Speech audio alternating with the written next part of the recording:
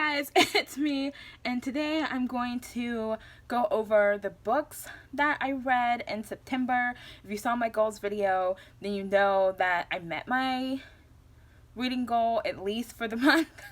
So I had 10 books on my September TBR, and I read 11, but I didn't read all the books that I had on the TBR. So I still have 2 books in progress. It is these 2 books. The Wicked Plants books by Amy Stewart, which you can see I haven't gotten too far into this book yet, and I'm not putting this on my October TBR, but I'm just going to keep reading it off and on until it gets done.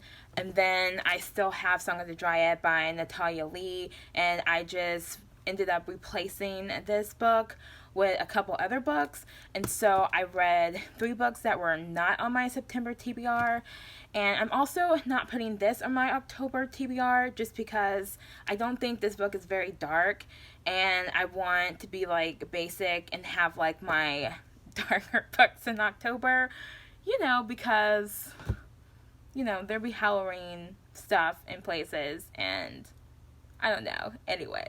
But you can't see my bookmark in this book, but it's like right at the beginning, so I'm literally like 2 pages into like chapter 2, so, but I still want to read the book, and it's not boring or anything. It's just, I'll explain as I go through what I read, like why like those books got kind of pushed and whatever. So I'm going to move over, and I'm just going to put pictures of all the books I read. There were some physical books, an audiobook, and a few ebooks. But I don't want to like go and get books off of shelves and then I have to go put them back because I'm just being lazy. So for the first book I finished is The Poison Diaries by Jane, the Duchess of Northumberland. I don't really know what to call this. I guess it's kind of like a graphic novel with like handwritten prose and then like hand-drawn pictures of poison plants. So basically there's this kid, I don't know how old this kid is. He could have been 11, he could have been 16. But he's like the apprentice to this evil apothecary guy who's like abusive. And so he goes into this poison garden. I guess he's supposed to be weeding it or something. I don't know. So he goes into this poison garden, and these plants are like talking to him. He can communicate with plants, and they tell him about a story about how they killed someone, and then they're trying to inspire him to use them to get revenge against this abusive apothecary guy. And I just thought it was interesting. I wouldn't say it's appropriate for children, but it just depends. Everybody's different. I think I would have been fine reading this at 10, but there is like murder, so you know. Okay, the next book I finished is also by the Duchess of Northumberland, and it's the little book of poisons, potions, and aphrodisiacs. And I don't know why there's an S on the aphrodisiacs. There was only one, and it just sounded like super disgustified. But I liked the book. But it wasn't like a substantial book. I think on my reading wrap up on my blog, I said it should be like, you know, little book of random medieval recipes, because it's just like, that's what it is. It's basically medieval recipes. About 70% of the book is in Old English, which is hard to read, but it's also kind of funny. But I did kind of enjoy pawing through it, and it did help me with the plot bunny that I bought the book hoping that it would help me with that story idea if or when I ever get to it. So it was an enjoyable book. I wouldn't say it has any like super useful information in it. It's just more like kind of like a novelty gift, like something that would be sold like in the gift shop of the poison garden that's at Anwick Castle in Scotland, which it might be, I don't know. So the next book I finished is this chapter book that had full color photos and an app that would bring the photos to life, and and it's called My Magical Life by Zach King. And if the video turned out right, I tried to do like a screen recording so you can like of me hovering the app over the cover so you can kind of see like how the 3D animation works, and it's actually pretty cool. So I feel like if I was like a kid reading this, it would just be like so fantastic. And I still thought it was like super fun, but it's like chapter books are like you know, they're not as complex as middle grade, and so it's, you know, they're very simplistic reading. It's kind of like reading a very long picture book, but I thought it was really fun, and I thought it was a really good book. Probably not going to read the other books in the series just because I'm not a kid, but I feel like if I was a kid, it would just be fantastic. So the next book I finished is this poetry book, Pillow Thoughts 3 by Courtney Peppernell. I think this book came out in August, and I read the other two books, Pillow Thoughts and Pillow Thoughts 2, earlier this year.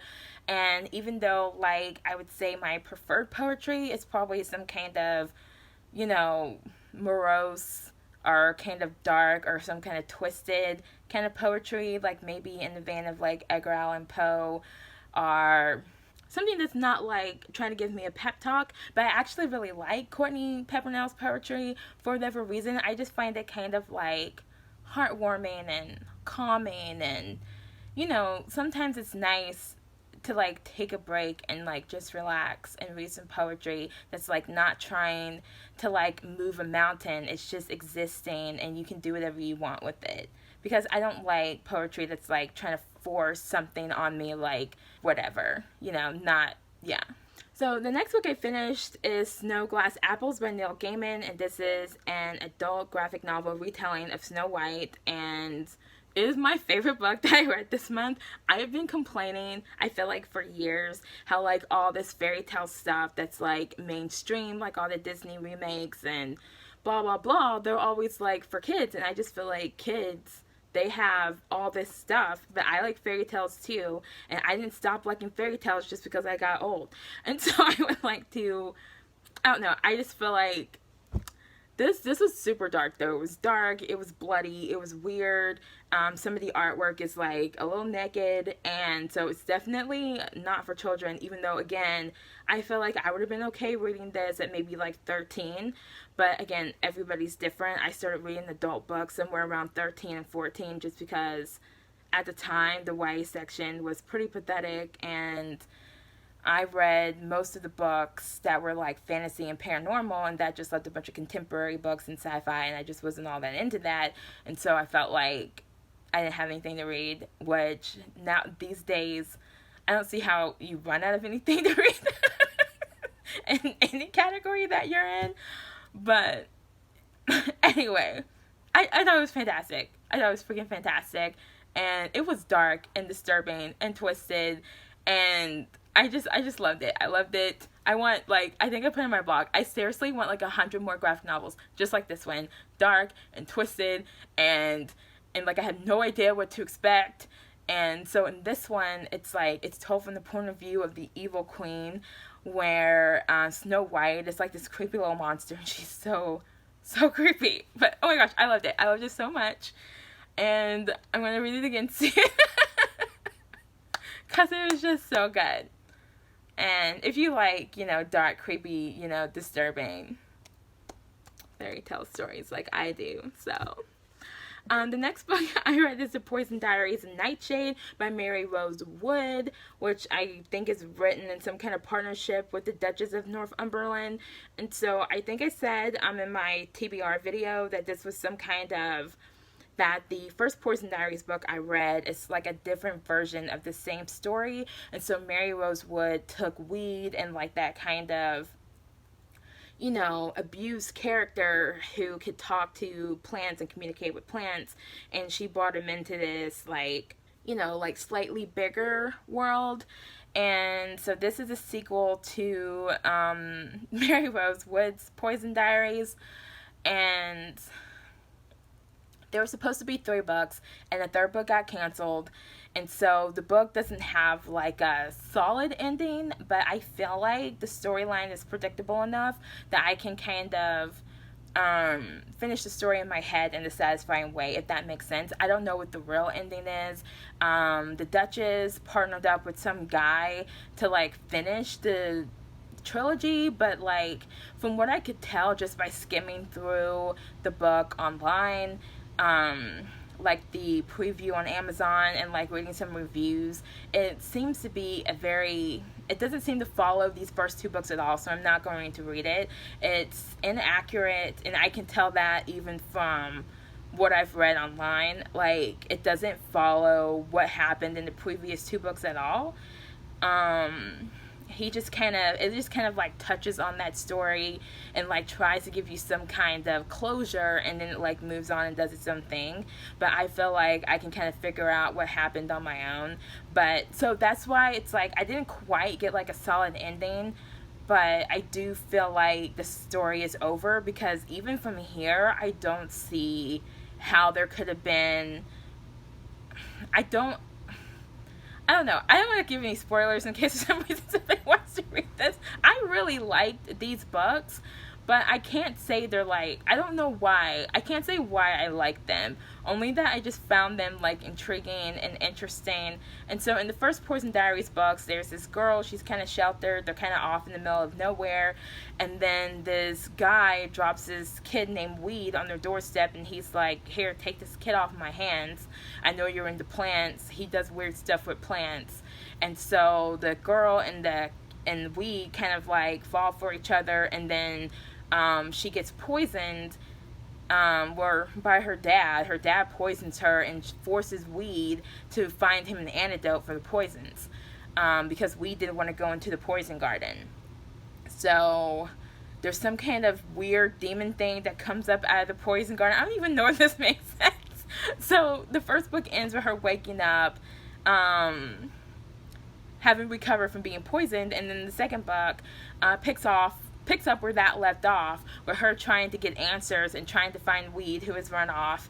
And meanwhile, she's talking to this demon thing that has risen up out of the poison garden. And it feels like a completely different book than the first book. Like, if somebody told me that a completely different person wrote this book, I would have believed it. I mean, it did follow, it did follow, the logic of the first book, but it's just like, I don't know, it was so weird. It's so weird. It's hard to explain. But I did like it. It was just weird. And I guess maybe because it's YA, there were just like some darker parts, some murkier parts that were skipped over. And I was just kind of like, okay, what happened? Is this something he's just saying, or is this something she actually did? And if this is something she actually did, I would have liked to see her disintegrate some more from her point of view, instead of us just leaving her for I don't know how much time and then coming back, and apparently she's done all these terrible things, but I didn't get to see it. So I don't know. I can't say that these are like good books, but at the same time, I did really like them. But anyway, after that, I read The Red by Tiffany Reese, and I think going into this, I thought it was a paranormal romance, because I thought there was a paranormal aspect to the book. There is a fantasy aspect to the book, and I know paranormal is like a subset of fantasy, but I mean like fantasy, like, I don't know how to explain it. At the risk of repeating what I said in my TBR video, basically the book is about this woman. She's 25, she runs this struggling art gallery, and one night this guy comes in and he's like, hey, I'll give you the money that you need to save your art gallery if you like have sex with me, once a month or less for a year. And so she like thinks about it, but she's like, he's hot, and she could really use the money to save the gallery, so she's like, sure. And so basically what he's doing is he's recreating these paintings, and it gets so weird. It's so weird. So I don't know how I missed this, but when I went back and looked at the book, it said that this is an erotic fantasy, and I'm like, okay, that's accurate. And I don't know how I didn't see that, because it seemed to be in pretty big letters when I went back and looked at it. So I don't read a lot of erotica, as in I think I've read maybe one, either a short story or like a short novella, quite a few years ago. It was good, but that's all. And I do actually have some Anne Rice erotica on my shelf. You probably can't see it, but it's like right where my thumb is. It's like a trilogy, like a Sleeping Beauty retelling, and I tried to read this like probably more than 10 years ago, and I was just like, no. I think I got, 3 chapters in, and I was like, no, I'll try again when I'm older. I just can't. So I'm older now, so I think I'm going to try to read it now because I did find this book interesting, but it didn't have much in the way of a plot, but it was interesting. It was just kind of like I did not know I did not know that I was going to be reading what I was reading with the like I do reading wrap ups on my blog, and I think on my blog I called it weird kinky fantasy sex, which it was just interesting and it was entertaining. But I'm not like, oh, let's go out and read a whole bunch more, because no. But it was interesting. But that's basically the whole book, is this guy recreating these paintings, and in varying levels of weirdness and varying elements of fantasy, and then we get to the end and it has a happy ending. It was just weird. So these next two books are two of the reasons why these other two books that were on my original September TBR got pushed back. And then the last book is the third reason why those two books got pushed back. So the next book I finished was Black Lilies by Jodi Perkins. This is book 2 in a trilogy about this quartet of sisters with seasonal based abilities. And so in the first book, Chasing Echoes, the characters get trapped in a shrinking time loop, and it was like really exciting. And so this book came out this month, so of course I'm just gonna go ahead and read it because it's been quite a while since the first book came out.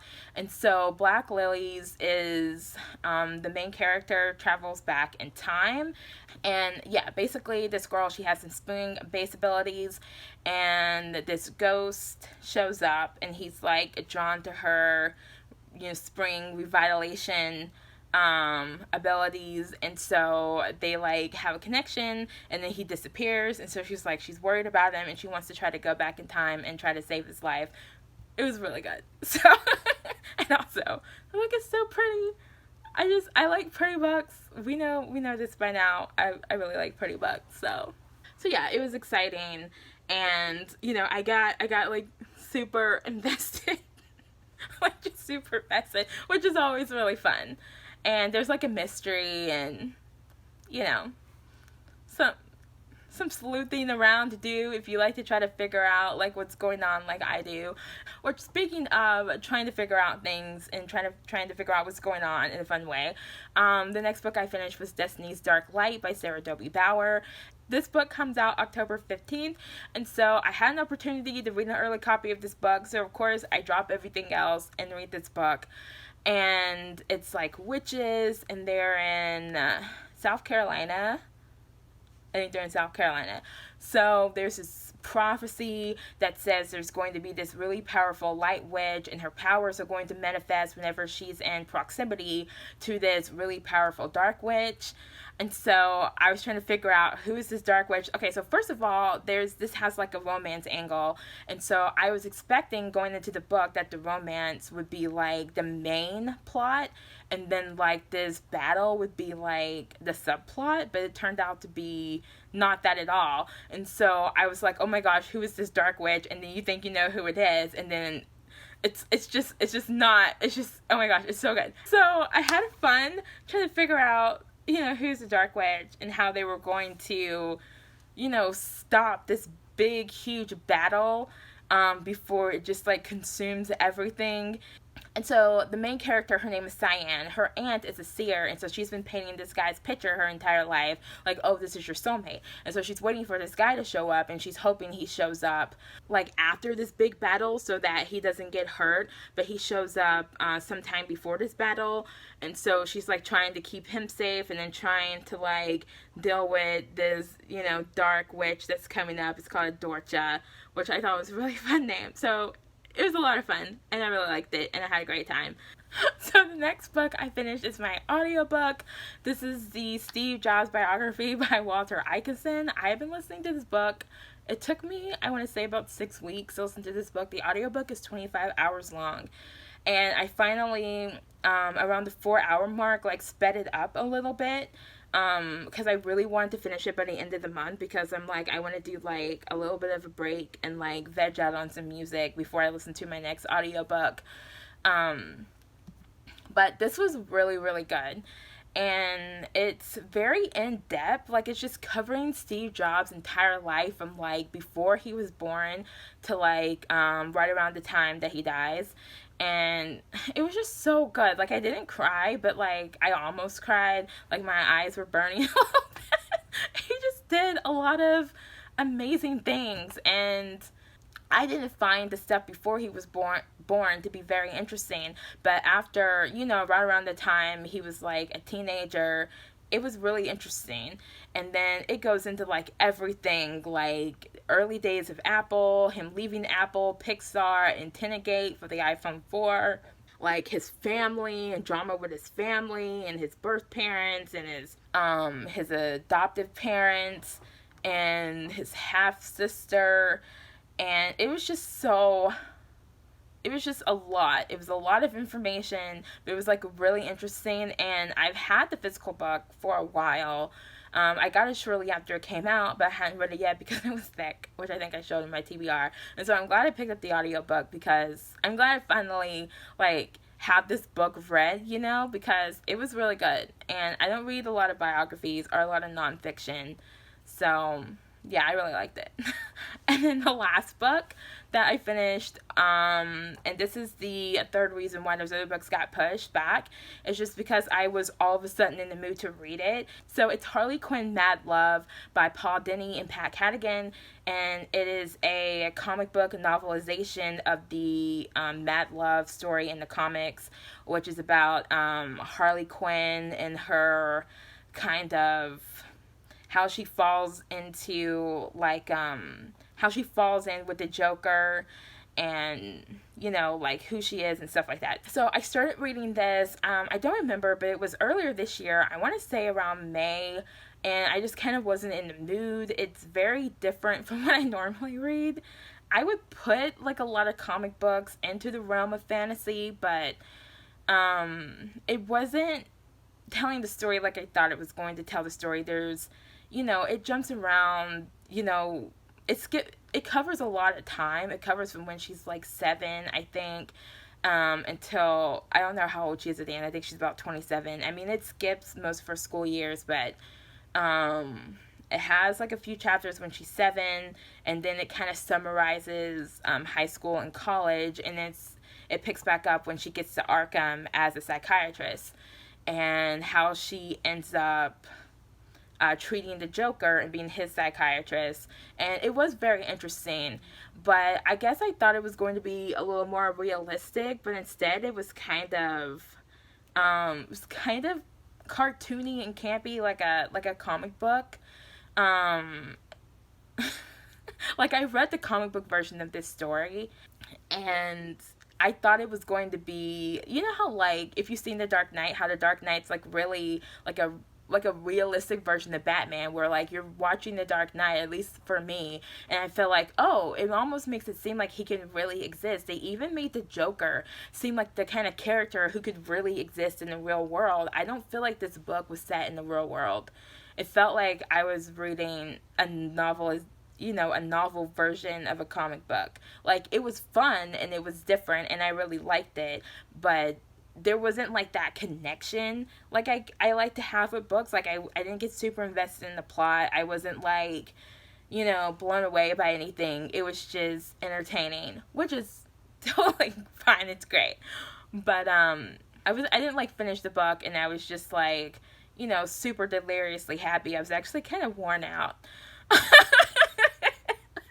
But I think part of it too is like Harley Quinn, she does this kind of fake ditzy, voice. And so to try to explain like how it sounds, I noticed they did this in the Marvel comic books with Rogue, who has like this kind of, I guess, twang or something, and they changed the way the word is spelled, to try to convey how it sounds. But what happens if you do that a lot or at all is that it makes it hard to read. And so every time Harley Quinn did what they call this Brooklyn cookie voice, it was actually really hard to read, and I didn't even know what she was saying sometimes. And so I have to, because I want to know what she's saying, I have to read it several times, sometimes out loud. And it was kind of exhausting. Like, it left me feeling like tired and like I didn't want to read for a few days. But I did really like the book. I just didn't like, love it, because I just feel like there's a way to translate comic book stories into novel form in like a non-campy kind of way, and this didn't do that. Because I feel like it would have been like, go from like good to like great if it had been like a little less campy, because there were parts of the book where like she's interacting with the Joker where I felt like he actually felt like a real person and not like a caricature, and she felt like a real person. But then it skipped some time like right after she starts treating him, so we missed a lot of her like falling into his sway, which kept me from feeling it because I didn't see it. It was just kind of told to me, and I was just like, oh, I kind of wanted to see it happen. I kind of wanted to see her mind spiral, and I also was left with a feeling like, is she crazy? Like, I don't know what happened. Like, I couldn't tell if she was just like a young woman who got into a bad relationship, or she was like a young woman with some mental things going on that was sparked by her proximity to the Joker. I just wanted it to be a little more than it was. But I did like it. So, all in all, I would say I had an absolutely great reading month. Everything was like 4 or 5 stars, and everything left me, nothing left a bad taste in my mouth. Everything left me generally happy and content. And when you're reading that many books in 1 month, like I think that's really good. So I'm happy about that. And yeah, I don't really have like a solid October TBR. I'm going to try to finish Eclipse, and then I'm hoping to get a couple other books read in October, because I want to read 3 books in October to stay on track with my reading goal. But of course, if I read more, that would be fantastic. I put 7 books on the TBR just because I couldn't make up my mind, but my priority is to finish Eclipse, because I really want to finish the Twilight series this year. But so far, those books have been kind of slow paced, and so it's like I'm finding them interesting, but there's nothing really happening that keeps me like wanting to flip the page like really fast. And so it's been taking me a while to get through the series, but I'm halfway done and I'm feeling good about it. So that is what I read in September, and I will see you guys in the next video. And I did decide to get the Lit Joy Crate Book of the Month October box with the Fallen Angel theme, and so I will be unboxing that towards the end of this month. We'll see what happens in between, and I will see you guys in the next video. And yeah, I hope you're having a great month. And if you've read any of these books, let me know. And if you have any books that you think I would like based on these books that I've read, because I obviously liked all of them, so let me know. And I will see you guys later. Bye.